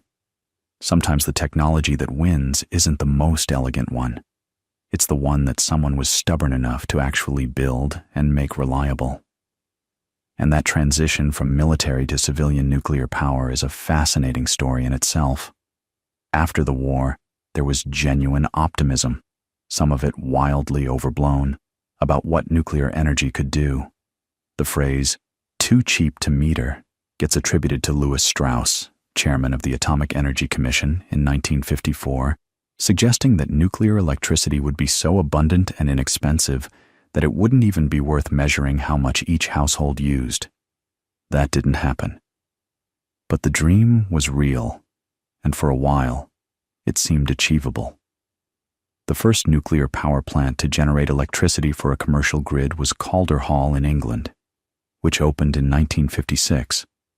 The Soviets had actually connected a small reactor to a grid in Obninsk in 1954, but Calder Hall was the first full-scale commercial operation.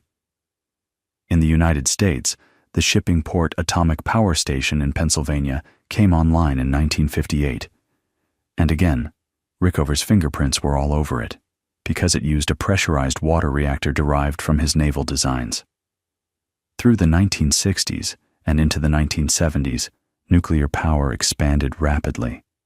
Dozens of plants were built across the United States, Europe, and the Soviet Union. The engineering challenges were substantial but manageable, containing the radiation, managing the waste heat, designing fuel assemblies that could sustain a controlled chain reaction for years, building containment structures strong enough to survive worst-case scenarios. And for a while, it all seemed to be working. Nuclear power was generating significant fractions of national electricity supplies. France, in particular, made a strategic decision after the 1973 oil crisis to go heavily nuclear, and today, roughly 70% of French electricity comes from nuclear plants. But here's where the story takes a darker turn, and it's a turn that has everything to do with engineering failures and the gap between theoretical safety and real-world operation.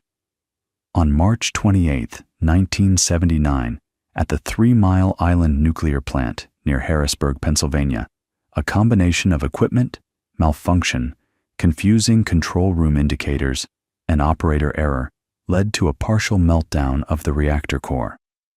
Now, a meltdown. Let's talk about what that actually means in engineering terms.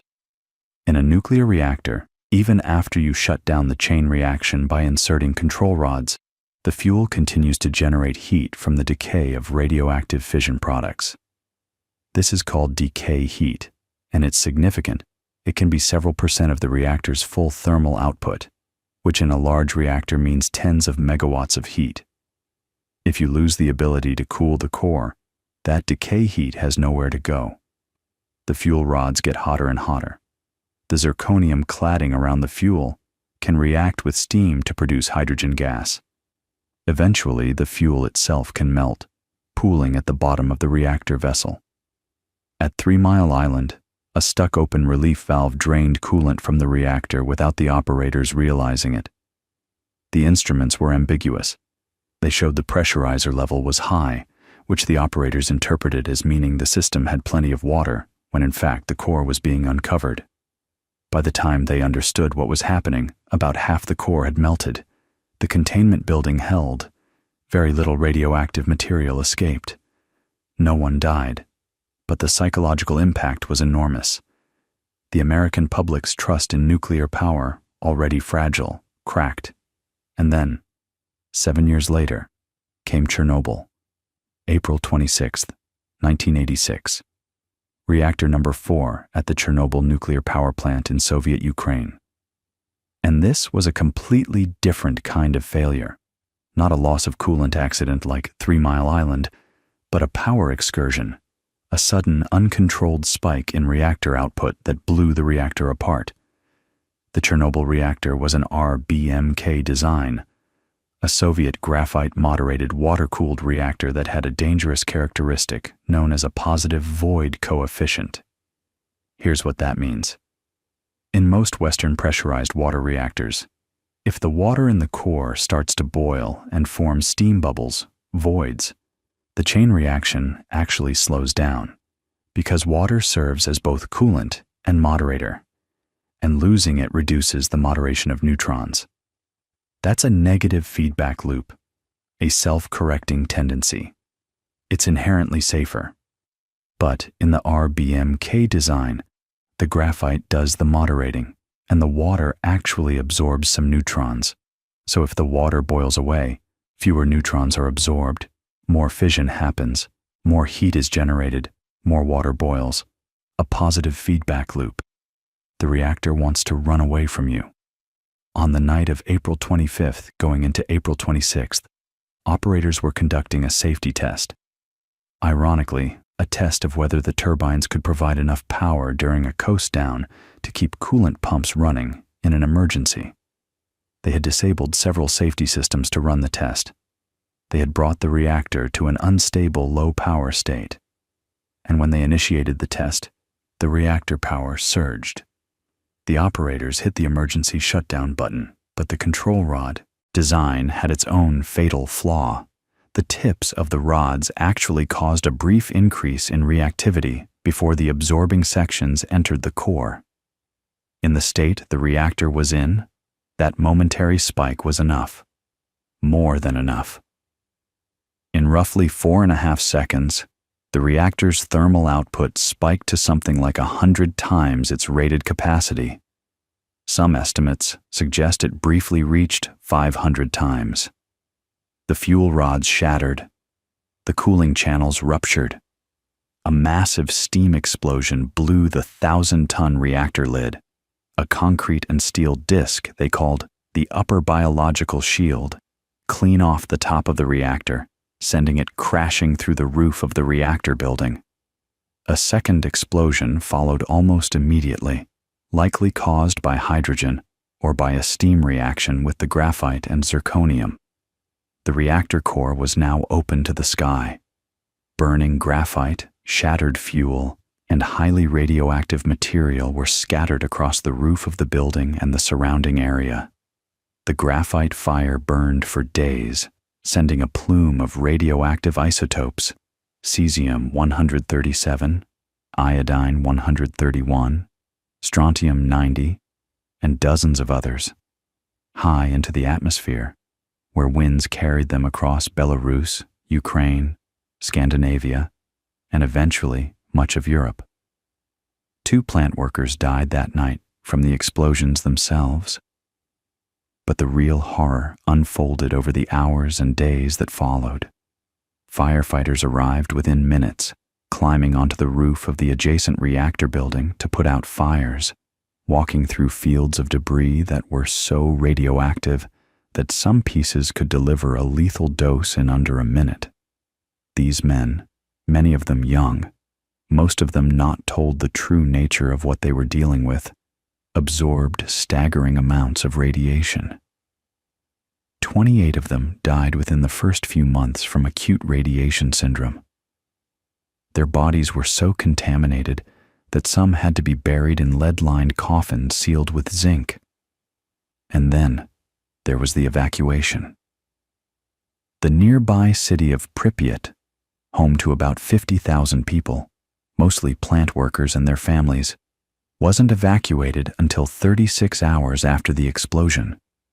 For a day and a half, children played outside while invisible isotopes settled on playgrounds, on rooftops, in the water. When the buses finally came, residents were told they'd be gone for 3 days. They never came back. Pripyat is still abandoned today, nearly 4 decades later, slowly being swallowed by forest, a ghost city frozen in 1986. The long-term health consequences of Chernobyl are still debated, and honestly, they may never be fully resolved. The most clearly documented effect was a dramatic spike in thyroid cancer among children in the affected regions, caused by iodine-131 concentrating in the thyroid gland, something that could have been largely prevented if potassium iodide tablets had been distributed quickly. Thousands of cases were diagnosed in the years that followed. The broader effects, other cancers, cardiovascular disease, psychological trauma, are harder to quantify, tangled up in the social and economic collapse that accompanied the end of the Soviet Union just a few years later. Some studies estimate the total excess cancer deaths in the thousands. Others argue the number could be much higher. What's undeniable is the scale of disruption. Over 300,000 people permanently relocated, vast tracts of agricultural land abandoned, entire communities erased. But here's the thing about Chernobyl that matters from an engineering perspective. The RBMK design was known to have these problems. Soviet physicists understood the positive void coefficient, They understood the control rod tip issue.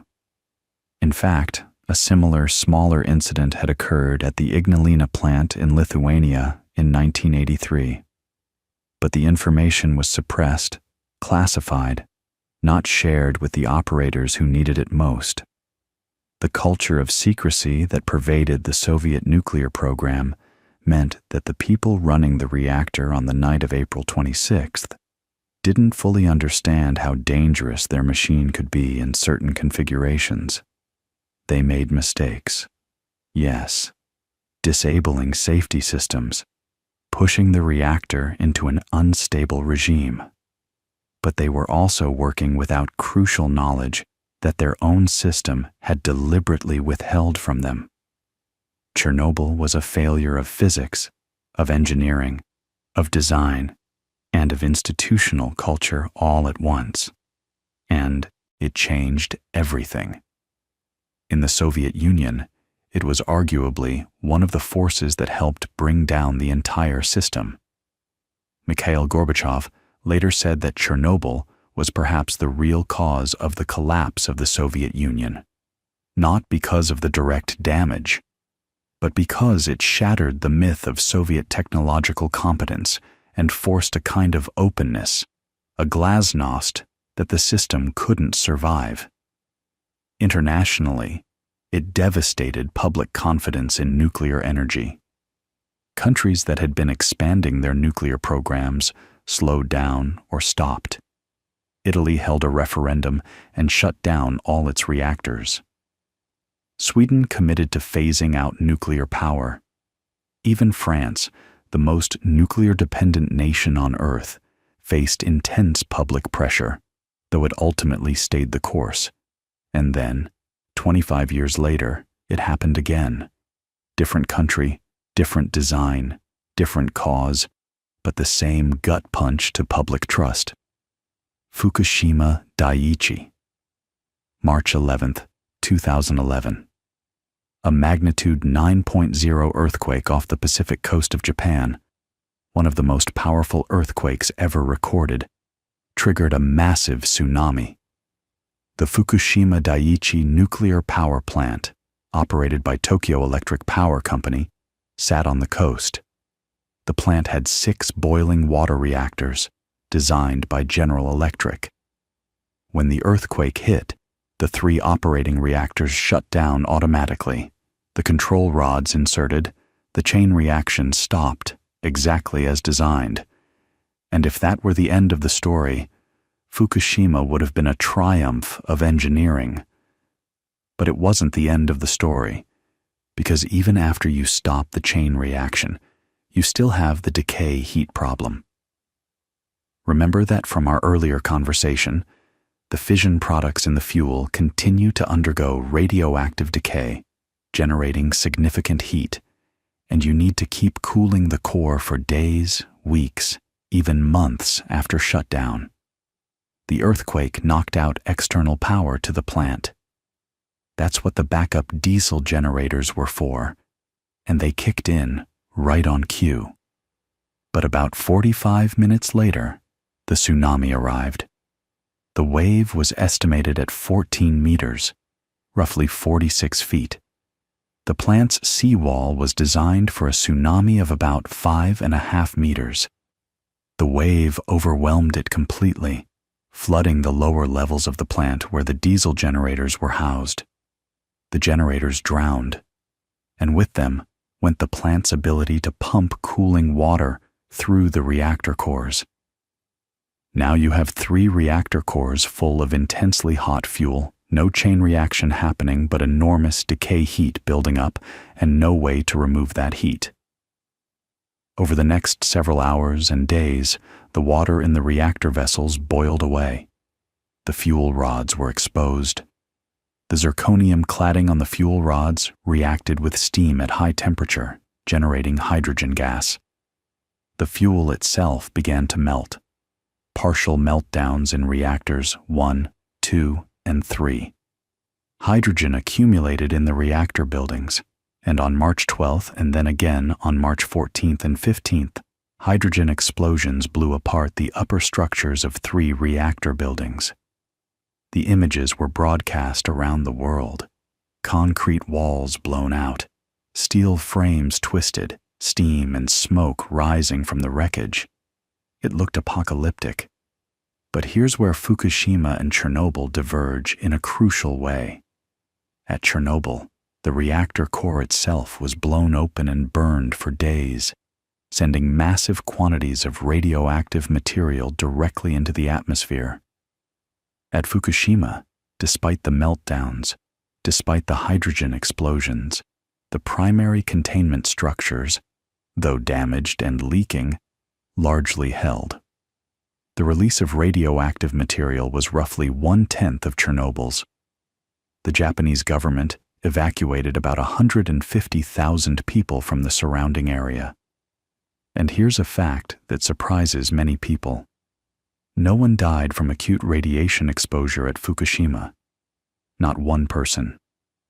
Workers received elevated doses, and the long-term cancer risk for the most exposed individuals is slightly increased. But the direct radiation casualties were zero. The deaths associated with Fukushima, estimated at over 2,000, were almost entirely from the stress and disruption of the evacuation itself, particularly among elderly residents. So, what does Fukushima tell us about nuclear engineering? It tells us that containment works. Imperfectly, yes, but it works. It tells us that passive safety matters enormously, that any system relying on active pumps and external power to prevent catastrophe has a vulnerability that nature can exploit, and it tells us that the nuclear industry's worst enemy might not be radiation, but fear. The gap between perceived risk and actual risk, amplified by images of exploding buildings and invisible contamination. After Fukushima, Germany decided to phase out all its nuclear power plants, a process completed in April 2023. Japan shut down all 54 of its reactors for safety reviews. As of now, only a fraction have restarted. The global nuclear industry, which had been experiencing what people were calling a nuclear renaissance in the mid-2000s, stalled again. And yet, the story doesn't end there, because something else was happening in the background, something that's been quietly reshaping the conversation about nuclear energy in ways that would have seemed impossible 10 or 15 years ago. Climate change. The growing, undeniable reality that burning fossil fuels is destabilizing the Earth's climate, and that replacing coal and natural gas with low-carbon energy sources is one of the most urgent engineering challenges humanity has ever faced. And when you look at the numbers, really look at them, nuclear power starts to look different. A single nuclear plant generates enormous amounts of electricity with virtually zero carbon emissions during operation. France, which gets about 70% of its electricity from nuclear power, has one of the cleanest grids in Europe. Compare that to Germany, which replaced its nuclear capacity largely with natural gas and, for a while, increased its coal burning. This is the tension that defines nuclear energy today, and it's a tension that reaches all the way back to those early discoveries, to Becquerel's photographic plates, to Rutherford's gold foil, to Fermi's pile of graphite blocks under a football stadium. The same physics that can level a city can also power one cleanly for decades. And the engineering question, the question that a whole new generation of nuclear engineers is trying to answer right now, is whether we can design reactors that are not just safe enough, but safe in a way that people actually trust. Reactors where the laws of physics themselves prevent a meltdown, not just backup systems and procedures and human operators who might make mistakes at 2 a.m. That's what the new designs are trying to do. Small, modular reactors, or SMRs, that can be factory built and shipped to site. molten salt reactors that operate at atmospheric pressure, eliminating the risk of the kind of pressure-driven explosions that damaged Fukushima. High-temperature gas-cooled reactors with fuel embedded in ceramic spheres that can withstand temperatures far beyond anything a reactor would experience, even in a total loss of cooling. Some of these designs trace their lineage back to experiments done in the 1950s and 60s. Oak Ridge National Laboratory actually operated a molten salt reactor experiment from 1965 to 1969, and the results were promising. But the program was defunded in favor of the Fast Breeder Reactor program, which had its own political momentum. And then there's the other path, the one that physicists have been chasing since the very beginning, since Eddington first suggested in the 1920s that the sun was powered by the fusion of hydrogen into helium, not fission, splitting heavy atoms apart, but fusion, pushing light atoms together. The process that powers every star in the sky, every star you've ever seen on a clear night, every star you'll never see, because they're too far away to register as anything but darkness. Fusion is what lights up the universe, and the energy it releases makes fission look modest by comparison. When you fuse two atoms of deuterium and tritium, both isotopes of hydrogen, into a single atom of helium, you get a neutron flying off at tremendous speed, and you get energy, a lot of energy. Pound for pound, fusion fuel releases roughly 4 times more energy than fission fuel. And the fuel itself? Deuterium can be extracted from ordinary seawater. There's enough of it in the world's oceans to power civilization for millions of years. Tritium is rarer, but it can be bred from lithium, which is abundant, so the fuel supply is essentially limitless. No carbon emissions, no long-lived radioactive waste. The byproduct is helium, an inert gas, the same stuff you put in birthday balloons. And a fusion reactor can't melt down, because the reaction is so difficult to sustain that any disruption simply stops it. The plasma cools, the reaction dies, and that's that. No chain reaction running away from you. No positive void coefficient lurking in the physics. It just stops. So you're probably thinking, if fusion is this incredible, why aren't we using it? And that's the question that has haunted plasma physicists for the better part of 70 years. The joke in the field, and it's been the same joke since the 1950s, is that fusion is always 30 years away. Always has been, always will be. And the reason is that making fusion work on Earth is, from an engineering standpoint, one of the hardest things human beings have ever attempted. Here's why. In the core of the sun, fusion happens because of the immense gravitational pressure, the weight of all that stellar material pressing inward, squeezing hydrogen atoms so close together that they overcome their natural electromagnetic repulsion. Protons are positively charged, and positive charges repel each other. To get 2 protons close enough that the strong nuclear force, that same force we talked about way back at the beginning, the one that holds nuclei together, to get them close enough for that force to grab hold and bind them, you have to push through a wall of electromagnetic repulsion. In the sun, gravity does this work. The core temperature is about 15 million degrees Celsius, and the pressure is about 250 billion atmospheres. We can't replicate that pressure on Earth. So instead, we compensate by going even hotter. A fusion reactor on Earth needs to heat its fuel to somewhere around 150 million degrees Celsius, 10 times hotter than the center of the sun. At that temperature, the hydrogen atoms are moving so fast that they can overcome the repulsion through sheer kinetic energy, even without the sun's crushing gravity. Now think about what that means from an engineering perspective. You need to contain a gas, a plasma, really, because at those temperatures, every atom is stripped of its electrons. At 150 million degrees.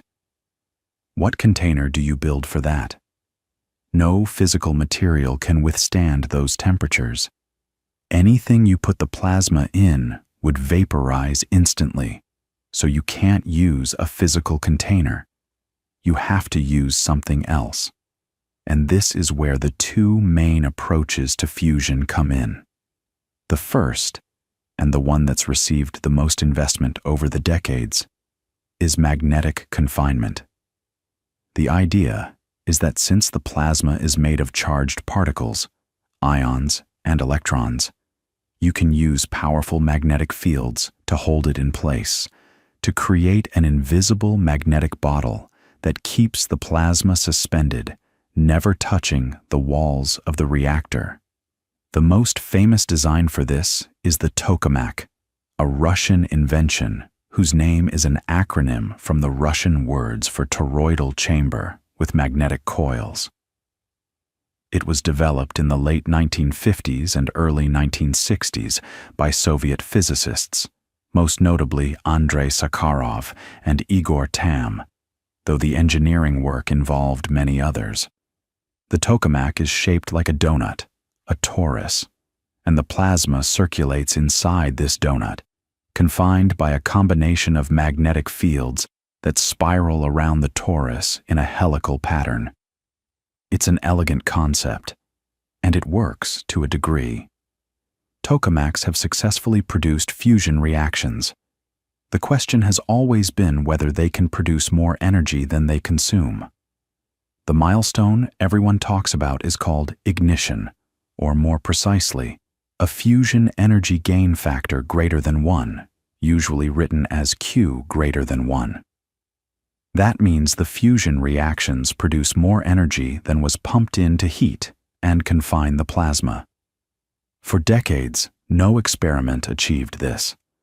The Joint European Torus, or JET, located in Oxfordshire, England, came closest in 1997, producing 16 megawatts of fusion power from 24 megawatts of input heating power, a Q of about 0.67.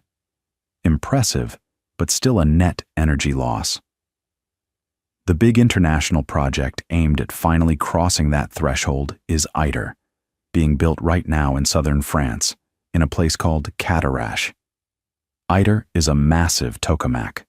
The plasma chamber alone is over 6 meters in radius, and it's designed to produce 500 megawatts of fusion power from 50 megawatts of input heating, a Q of 10.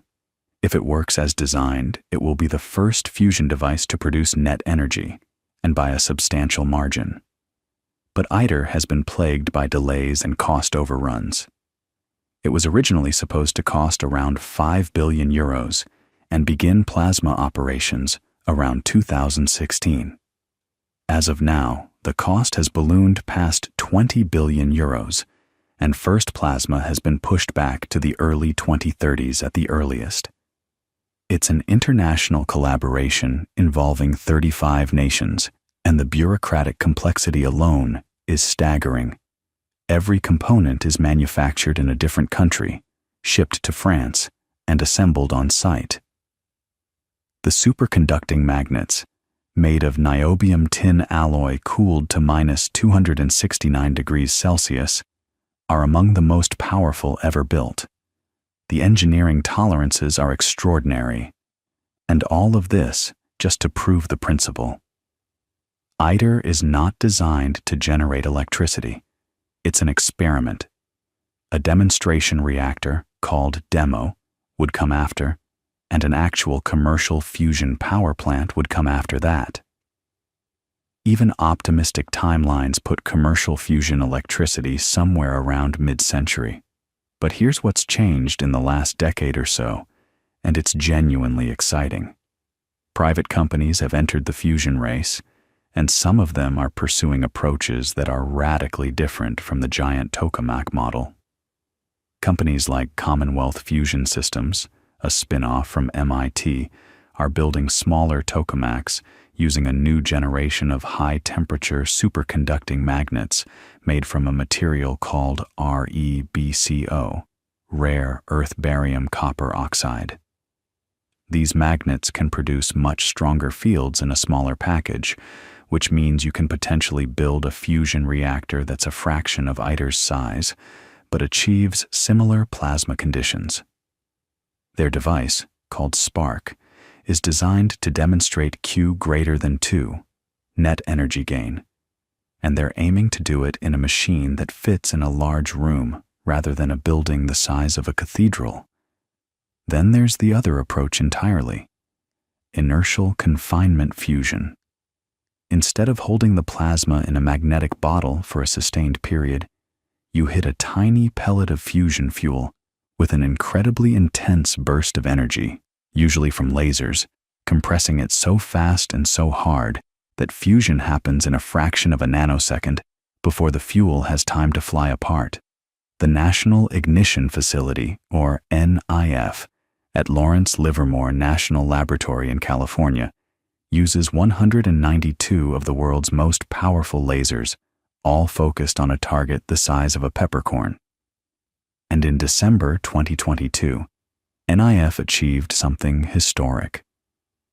For the first time ever, a fusion experiment produced more energy from fusion reactions than the laser energy delivered to the target. The yield was about 3.15 megajoules from 2.05 megajoules of laser input. Q greater than 1. It was a landmark moment, front-page news around the world.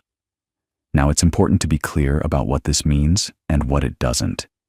The lasers themselves consumed about 300 megajoules of electrical energy to produce that 2 megajoules of light on target. So the overall system efficiency is still very far from break-even, and NIF was built primarily for nuclear weapons research, not power generation. But as a proof of physics, it mattered enormously. It showed that fusion ignition is achievable on Earth. That's not nothing. And it's worth stepping back for a moment and thinking about the sheer arc of this story. Because we started, way back at the beginning of this whole journey, with Becquerel accidentally leaving a uranium sample on a photographic plate in 1896 and discovering that something invisible was coming out of it. We talked about the Curies, hunched over tons of pitchblende, isolating radium by hand. We talked about Rutherford, firing alpha particles at gold foil and realizing that the atom was mostly empty space with a tiny, dense nucleus at the center. We followed the trail through Bohr's quantum model, through Chadwick's discovery of the neutron, through the strange alchemy of artificial transmutation.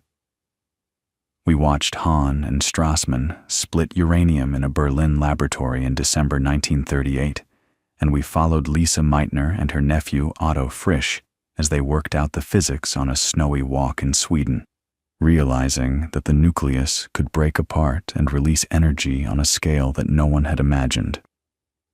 We traced the chain reaction from Szilard's flash of insight on a London street corner, through Einstein's letter to Roosevelt, through Fermi's pile of graphite and uranium under the squash courts at the University of Chicago. That afternoon, in December 1942, when humanity first sustained a controlled nuclear chain reaction, and Wigner handed Fermi a bottle of Chianti, and Compton made that coded phone call. The Italian navigator has landed in the New World. We followed the Manhattan Project to Los Alamos, to Trinity, to the blinding flash over the New Mexico desert that Oppenheimer watched through welding glass before whispering words from the Bhagavad Gita.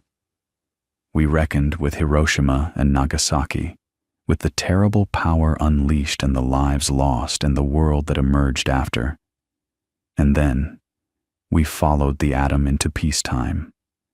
Rickover's stubborn insistence on the pressurized water reactor, the Nautilus sliding beneath the polar ice cap, Calder Hall and Shippingport lighting up the grid, France building a fleet of reactors that still provides most of its electricity today. We sat with the operators at 3 Mile Island as they misread their instruments, and a partial meltdown unfolded behind a containment wall that held. We stood in the control room at Chernobyl as Dyatlov pushed his operators to continue a test that violated every safety protocol, and we watched the consequences spread across an entire continent.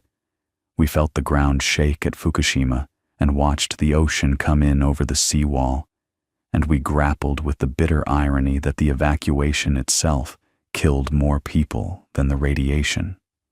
And through all of it, the same tension, the same fundamental duality. The nucleus gives and it takes. It powers and it destroys. It heals. Because we haven't even talked much about medical isotopes, about the millions of cancer patients whose lives have been saved or extended by radiation therapy, by PET scans using fluorine-18, by technetium-99m, flowing through hospital nuclear medicine departments every single day. The atom is woven into modern life in ways most people never think about, and now here we are, at the edge of something new. Fusion, if it works at scale, would be the cleanest, most abundant energy source ever harnessed. Fission, in its next-generation forms, could provide reliable baseload power while the world transitions away from fossil fuels. The physics is the same physics it's always been, the same strong force, the same binding energy curve, the same E equals mc² that Einstein scribbled on a piece of paper in 1905. What changes is the engineering. What changes is what we choose to build, and how carefully we build it, and whether we're honest about the risks. You know, there's something almost poetic about the neutrino, that ghostly particle we mentioned near the very start. Billions of them are passing through your body right now, this very second, most of them produced by fusion reactions in the core of the sun. They barely interact with matter at all. They pass through the entire Earth as if it weren't there. And yet we've learned to detect them, to count them, to use them to peer into the heart of nuclear reactors and verify what's happening inside. A particle that was once purely theoretical, that Pauli proposed almost apologetically in 1930 because he couldn't balance the energy books of beta decay any other way. That particle is now a tool. That's what nuclear physics is. It's the story of people peering deeper and deeper into the structure of matter, finding things they didn't expect, and then, for better and for worse, figuring out what to do with what they found. So as you lie here, and your thoughts start to soften and blur at the edges, maybe carry this with you into sleep. That everything around you, everything you've ever touched or seen or loved, is made of atoms. And at the center of every one of those atoms is a nucleus held together by forces that were forged in the first few minutes after the universe began. The heavy elements, the iron in your blood, the calcium in your bones, the oxygen you're breathing right now, were made inside stars that lived and died billions of years before the Earth existed. You are, quite literally, made of stardust. And the energy that holds your atoms together, that quiet, immense energy locked inside every nucleus, is the same energy that lights the sun, the same energy that Becquerel stumbled upon with a photographic plate in a drawer in Paris, the same energy that a long chain of curious, stubborn, brilliant, sometimes reckless human beings spent a century learning to understand. It's all one story, and now you know how it goes. So let that settle. Let it be, and rest